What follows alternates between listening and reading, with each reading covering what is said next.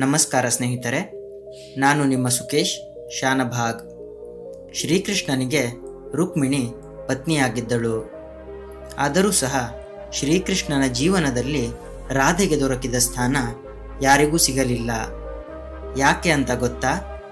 ರುಕ್ಮಿಣಿ ಶ್ರೀಕೃಷ್ಣನ ಧರ್ಮಪತ್ನಿ, ಜೊತೆಗೆ ಅವನ ಜೀವನದ ಸಂಗಾತಿ.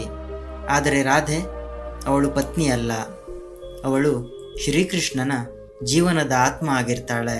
ರುಕ್ಮಿಣಿ ಶ್ರೀಕೃಷ್ಣನ ಜೊತೆ ರಾಜಮಹಲಿನಲ್ಲಿ ಇರ್ತಾಳೆ.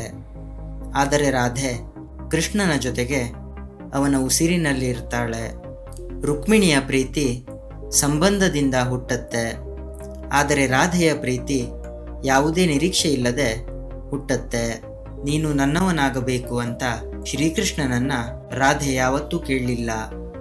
ಅವಳು ಹೇಳಿದ್ದು ಒಂದೇ ಮಾತು ಸ್ನೇಹಿತರೆ, ನೀನು ದೇವರೇ ಆದರೂ ಸಹ ನಾನು ನಿನ್ನನ್ನೇ ಪ್ರೀತಿಸುತ್ತೇನೆ. ಅದೇ ಕಾರಣಕ್ಕೆ ಶ್ರೀಕೃಷ್ಣ ಬಾಸುರಿಯನ್ನ ನುಡಿಸುವಾಗ ಕೇಳಿಸುವ ಮನಮೋಹಕ ಧ್ವನಿಯೂ ಸಹ ರಾಧೆಯದೇ ಸ್ನೇಹಿತರೆ. ಶಾಸ್ತ್ರಗಳು ಹೇಳುತ್ತವೆ, ರುಕ್ಮಿಣಿ ಅಂದರೆ ಶ್ರೀಕೃಷ್ಣನ ಜೀವನದ ಧರ್ಮ, ರಾಧೆ ಅಂದರೆ ಶ್ರೀಕೃಷ್ಣನ ಆತ್ಮ ಮತ್ತು ಭಕ್ತಿ. ಧರ್ಮ ಜೀವನವನ್ನ ನಡೆಸುತ್ತೆ, ಆದರೆ ಭಕ್ತಿ ದೇವರನ್ನೇ ಬಂಧಿಸುತ್ತೆ.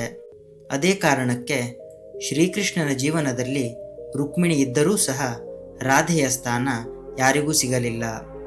ನಿಜವಾದ ಪ್ರೀತಿ ತನ್ನ ಹಕ್ಕನ್ನ ಕೇಳಿ ಪಡೆಯೋದಲ್ಲ, ಅದು ಹೃದಯದಲ್ಲಿ ರಾಧೆಯ ರೀತಿ ನಿಶ್ಶಬ್ದವಾಗಿ ಕೊನೆ ತನಕ ಉಳಿಯುತ್ತೆ. ರಾಧೆ ರಾಧೆ, ಜೈ ಶ್ರೀಕೃಷ್ಣ. ಇದೇ ರೀತಿಯ ಮತ್ತಷ್ಟು ಆಧ್ಯಾತ್ಮಿಕ ವಿಡಿಯೋಗಳನ್ನು ನೋಡಲು ನಮ್ಮ ಚಾನೆಲನ್ನು ಸಬ್ಸ್ಕ್ರೈಬ್ ಮಾಡಿ. ಮತ್ತೊಂದು ವಿಡಿಯೋದಲ್ಲಿ ಸಿಗೋಣ. ಅಲ್ಲಿವರೆಗೂ ಟೇಕ್ ಕೇರ್. ಧನ್ಯವಾದಗಳು ಸ್ನೇಹಿತರೆ.